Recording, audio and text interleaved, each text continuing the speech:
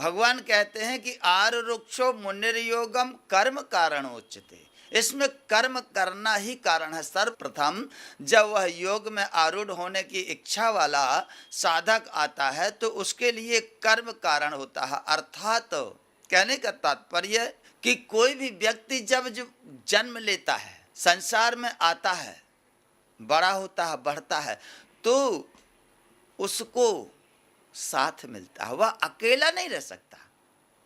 अर्थात उसे साथ मिलता है शरीर का, इंद्रियों का, मन का, बुद्धि का, अहंकार का। ये समस्त जो साधन उसे प्राप्त होते हैं, ये प्रकृति से प्राप्त होते हैं, अर्थात प्राकृतिक हैं, उसके अपने नहीं हैं। शरीर उसका अपना नहीं है, 10 इंद्रियां अपनी नहीं है, एकादश मन अपना नहीं है, मन, बुद्धि, चित्त और अहंकार ये भी अपने नहीं है। 5 तात्विक शरीर, सप्त धातुओं से यह बना हुआ शरीर, यह भी अपना नहीं है। अर्थात यह यहाँ मिला हुआ है, अर्थात इसके बिना वह रह भी नहीं सकता। जब इसके बिना वह नहीं रह सकता है, वह उसे यह साधन मिला हुआ है, तो इस मिले हुए साधन को यही प्रकृति में सेवा में जब वह समर्पित करना चाहता है, अर्थात समर्पित करता है, तब उसे उसके जो कर्म है प्रकृति की ओर प्रवाहित होने लगते हैं। अर्थात उसके कर्म प्रकृति में प्रवाहित हो जाते हैं और वह योग में स्थित हो जाता है। जब तक आपके कर्म प्रकृति की ओर नहीं जाते, स्वयं की ओर अगर कर्म होते हैं, तो उसे क्या कहते हैं? भोगी। कर्म भोगी भी करता है और कर्म योगी भी करता है। दोनों को कर्म करने का अलग अलग अपना अपना तरीका, अपना अपना ढंग होता है।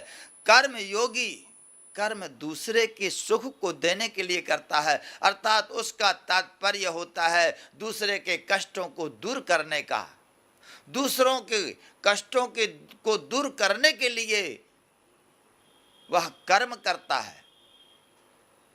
और योगी जो भोगी होता है, वह अपने लिए कर्म करता है, अपने लड़कों के लिए, अपने शरीर के लिए, स्वयं के लिए कर्म करता है, जो कि उसका कुछ भी नहीं है। भोग की वस्तुओं का संग्रह करता है और उन्हीं में वह लिप्त रहता है। तो वह भोगी जो कर्म करता है, उसके कर्म बांधने वाले होते हैं, और जो योगी कर्म करता है, उसके कर्म जो होते हैं बंधन को काटने वाले होते हैं। जब आप अपने लिए कर्म करोगे तो कर्म के बंधनों से बंध जाओगे, और जब दूसरे के लिए कर्म करोगे तो वही कर्म आपको बंधन से छुड़ाने वाले होते हैं। इन्हीं हाथों से घोड़े को बांधा जाता है और इन्हीं हाथों से घोड़े को खोला भी जाता है। इसी प्रकार वही हाथ होते हैं बांधने वाले और वही हाथ होते हैं खोलने वाले। इसी प्रकार वही हाथ होते हैं इस कर्म के बंधन में बांधने वाले, और यही वही कर्म होते हैं कर्म के बंधनों को खोलने वाले।